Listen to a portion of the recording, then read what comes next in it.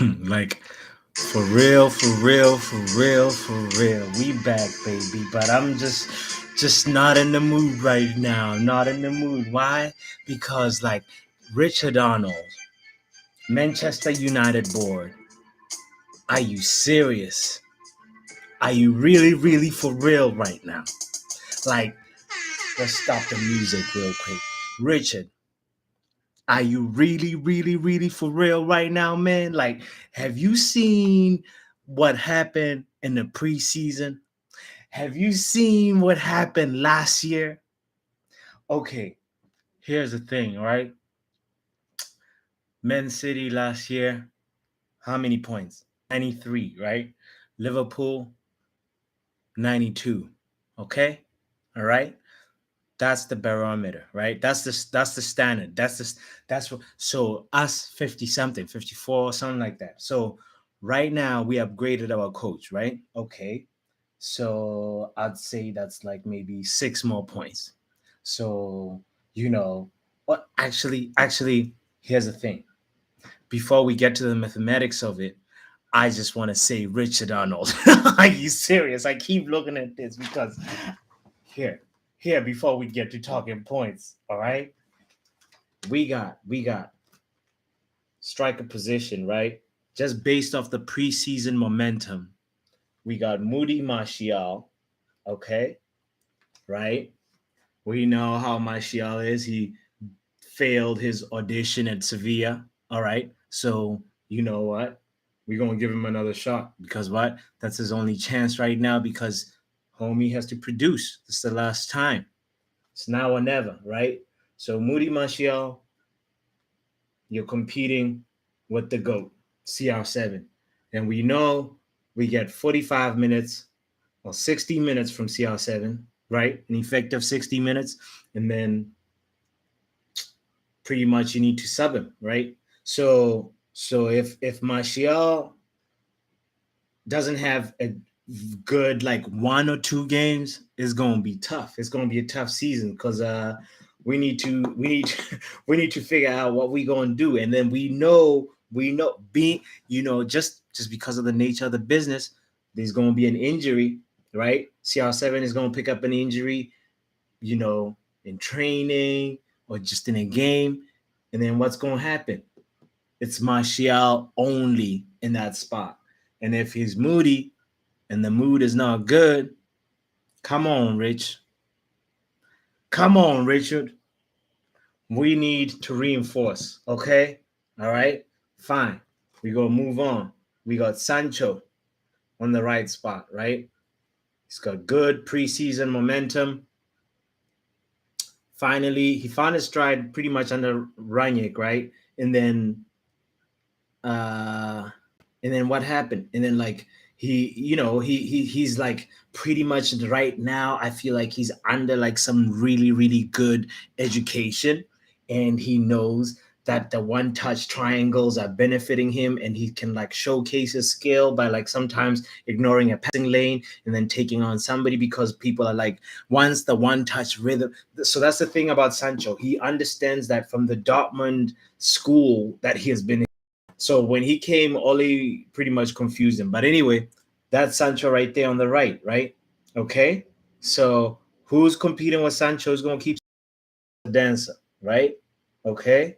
So you telling me, Richard, you happy with Elanga being the person who's going to keep Sancho on his toes? Because here's the thing: you saw what happened. Medical game, he was getting busted around.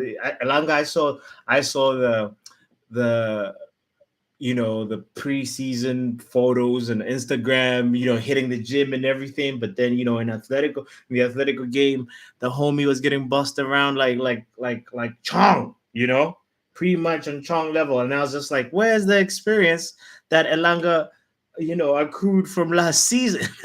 He's got to be ready for the physical tackles. Maybe, you're still on the beach or something. Maybe you're still in Bangkok. I don't know. But the thing is, we can't have if we're trying to. So we were like mid 50s last season. So with Alanga competing with Sancho for that spot, we're just still going to be like 50, 57%. points. That's what we're looking at this season. Okay, Richard? Like, this is a position we need to figure out what the reinforcement situation is. Send Elanga on loan. Give him to Nottingham Forest or something. Right here, we got the homie Rashford. I'm not going to write Rashford. I'm just going to write Rash because sometimes I scratch my head and I almost get a rash trying to understand his decision making, you know? And the homie, he just like dribbles too much sometimes and then runs into like, a cul-de-sac, and then you're like, okay, another possession loss. That's what happens when you give the ball to Rashford and he's having problems with his relationship. So what are you going to do when Rashford has relationship problems? Rich, what are we going to do when Rashford has relationship problems? So I say, like, we going to have to reinforce that. We're going to keep a question mark on that spot and then go to this spot right here. This is open for contention for, the homie, obviously, Ericsson, you know, Ericsson, I believe was the name Ericsson. I don't really know. I can't remember, but he's gonna have to excuse me. Matter of fact, for saving I'm going to write Eric for saving space, and then you're competing with Donny van de Beek, right? Look at that. So I say I nominate Donny because here's the thing, Donny. I look at him as Fred 2 seasons ago when Fred pretty much, no, not two, it was actually about 3 seasons. I know just after, Mourinho, just, the last season, last year of Mourinho's tenure, like Fred was almost like looked at as like, man, this guy's just been bought and put on the bench and he's not going to cut it in the Premier League. He just had one good game versus Man City, in that Shakhtar kit. And then like, it was almost like a lost cause, almost in the Donny kind of track, and once he got a match rhythm, we saw the player that was in there. So I believe Donny needs a couple of games to get his match rhythm right, and we'll see the kind of player that is in there. So now, Richard, we got Donny on RCM, and then obviously on this spot is Bruno, but who's going to keep Bruno on his toes? Bruno is still adjusting to the Ten Hag style of play. Bruno is still learning how to like fit into this like, he needs to obviously improve his pressing game. We've seen other players, other midfielders perform better than Bruno in the midfield position in terms of like winning balls like in a very, very, very advanced position, and just like his defensive awareness seems to be a little bit behind in terms of the other workaholics that we got in the squad in the midfield position. So, which is what I'm getting to, which is the position that we need to figure out, Rich. Why do we have Fred and Scott as the only two players right now that we can look at for that number 6 position? I mean, Eric can get in there a little bit. I don't know.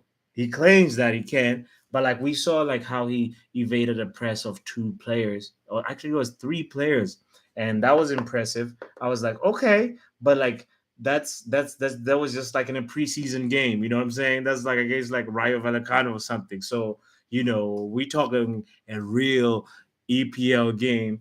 Is Eriksen gonna cut it on the number 6 position? I'd actually even maybe vote for the homie Martinez, who is actually just going in and walking into that spot. Martinez. Oh, hermano. This boy, man. For me, this guy, top baller. Why?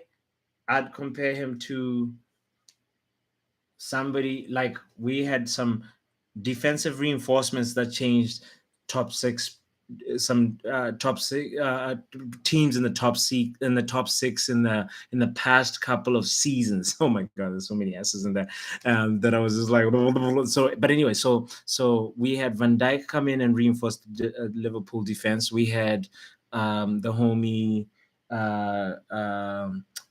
Garcia come in and reinforce the City defense. And then right now I feel like we had also Thiago come in and reinforce the Chelsea defense, and this guy is coming in as actually for me fitting in the Thiago profile of like a guy who is not really like tall, and we just see him as like a dude who is aggressive and very very very very very high positional aptitude in terms of like where to be and not to be not where to be defensively. And also he's got actually I'd say he's got a little bit more pace than Thiago Silva, so he's just slides into that left center back position and play out from the back with his dominant left foot. And then obviously this spot is for contention for the homie Harry Maguire and Varane,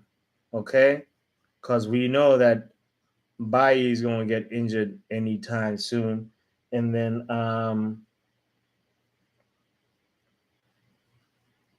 Lindelof did pretty good. He actually played so good versus was it right? No, versus I believe it was uh,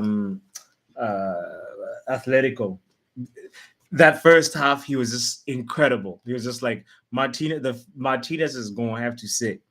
So if we get that Victor Lindelof producing in two, like in the first, he pretty much has 45 minutes versus Brighton to do it, and then Martinez can come in if he doesn't cut it. That's how it's going to be, I believe.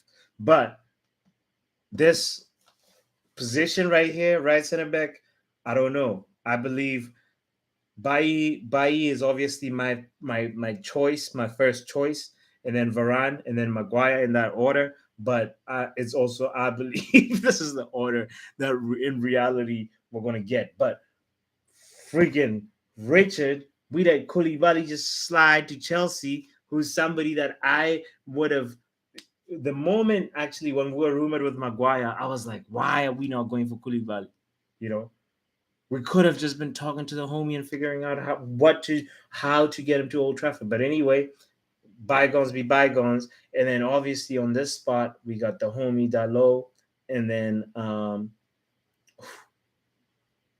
talking about Bailly, there was another homie that looked like Bailly on the right in the last game by Ethan Laird. He go by the name Ethan Laird, and that boy deserves a chance. For me, I saw him also dribble a little bit better than Dalot in some situation. I was like, wow, Rich. I think we got something, but we still need to reinforce, okay? Because he is ready to be loaned out to a Premier League team where he's going to start on the right and he's going to show us what he can do on the Premier League stage, all right? So, Dalot, we already got a sniff of that through Ralph. He was actually one of the standout fullbacks. And also, we know that like with this pressing type of football that we're trying to play now, he fits the profile better than Aaron Wan-Bissaka. I don't know. I hope we find a home like a club that's gonna get Aaron Wan-Bissaka and maybe like on a loan type thing or something and just get his confidence back. But anything can happen. An injury can happen. What if in this business? What if an injury happens? Because an injury is bound to happen in this business. You gotta understand that, Richard. Okay, what's gonna happen when Dalot gets injured? We're literally looking at Ethan Laird. What are we gonna do with the homie? That's like if his confident, like 2 goals come from Ethan Laird being cut out of position. We're finished. We're finished because we're gonna have to like if Aaron Bissaka finds a home this season, this transfer window, then we definitely need to reinforce that. But anyway, talking about reinforcements, we got some question marks over there that we'll address. But let's finish up right here. We got the homie. Woo Mala. See ya. Killing it. That for me, he's the guy who's starting until Luke Shaw does some miracles in the training ground during the week. Like Malacia is getting that spot. I don't care what you say, Luke. And then you're gonna have to also just figure out like how you get yourself in Southgate's list. Okay. So this is an area of concern right here. Okay. Well, of course, we got the main thesis. Okay, here's my thoughts on the Frankie De Jong deal. All right. Frankie De Jong seems like he's the right profile midfielder, all right, that like Ten Hag wants and everything. And it's been 3 months and some change while we're working on that. It seems like that school assignment that like happens, and then from there you ask for an extension, and then you extend the extension, and then you again come back and say, this time it's not my family member, it's my pet. Here, give me an extension, and then you ask for academic leave, and then you ask for COVID leave, and then you say I got the stronger variant leave, and then you kind of just like what's going on? Like it's just dragging and dragging and dragging and dragging. Like it shows one thing for sure. We do not have people that are experienced enough in the business, people that understand the business to anticipate that okay, Frankie has a severance pay that needs to be attended to. Barcelona is now obviously going to prioritize that. Barcelona needs to strengthen their attacking positions. Kind of. I mean, before getting Lewandowski and it's crazy. Barcelona was just like also like on another like transfer strategy of just like copying Chelsea and just be like, yeah, I don't want this channel to really be talking transfers and like transfer rumors and transfer things, but like just trying to really just kind of just you know maybe just sort of what's the word, like document the things that like happen, the transfers that happen. So it's just kind of like in the way in a little how they happen. So Barcelona like pretty much was copying Chelsea's transfer strategy, and it seems like that's how the scouts do it over there, baby. So we gotta just like do the same thing that we did with the Malasia deal and do that with every other top six team. And then what happened? How did we miss out? I mean, if we showed Holland a check that's good enough, I'm sure he would reconsider some things. Come on, Rich. Anyway, so now addressing these question marks right here, what are we going to do? All right. I say we need to reinforce a winger that can play potentially on both wings, ideally on both wings, and that it is fast enough and also like lethal enough in front of goal. But for now, right? For now, looking at the Brighton game that's coming up, we're giving this is the pool that like Ten Hag can only choose from, and we have the homie Ganacho fighting for that spot, you know, and anytime Rashford is making them rash decisions, Ganacho take that opportunity and run with it, boy. Van de Beek, anytime, because obviously we know it's gonna be like Scott or Fred in this role until Ericsson gets like the like gets the 30 minutes after in the latter part of the game, and then like that's gonna happen in the second game, third game until there's an injury, and then Fred, and then Donny, you're gonna be in contention for that spot. Then um, um, then grab it and run with it. Just the same as Ganacho. That's what I advise you. But we need to figure out what the alternative is here. Because if this Frankie thing doesn't happen, then Neves, come on, man, let's go get Neves. Okay, Rich. So right now we don't even know who's going to help to put Bruno on his toes. All right, you can put Ericsson on that spot, and that means that you have. Here's the thing about the midfield combination, right?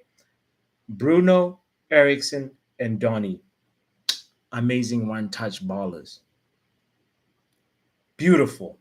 You can expect a midfield profile that's going to give the long shot range from Bruno and Ericsson. Long shot threat, and then Now, I don't know if we can trust Donny's defensive. Here's the thing.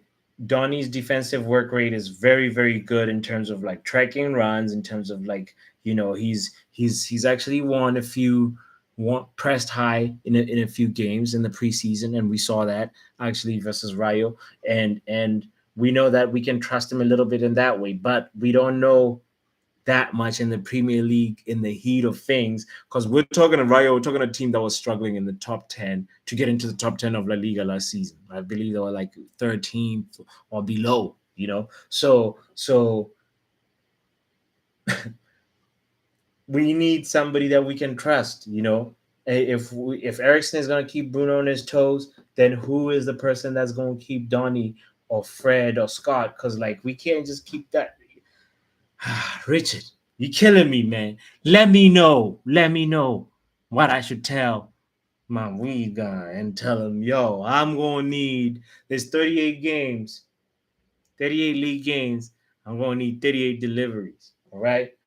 All right. So now this team is obviously under the guidance of Tom Heaton and David De Gea as the anchor. So all I gotta say is, come on, Rich. You can do better. You can do way, way much better. You know, like 54 points last season. Right now, it's looking like 62. And that's my prediction. And 62 ain't gonna cut it this year. There's too many reinforcements going on. Like, you see what Spurs is doing? You seen what Arsenal doing? You seen Chelsea out here got Sterling, they got Koulibaly. You seen, just look around. Don't sleep on Nottingham Forest either. Okay? Come on, Rich. We got less than a week, baby.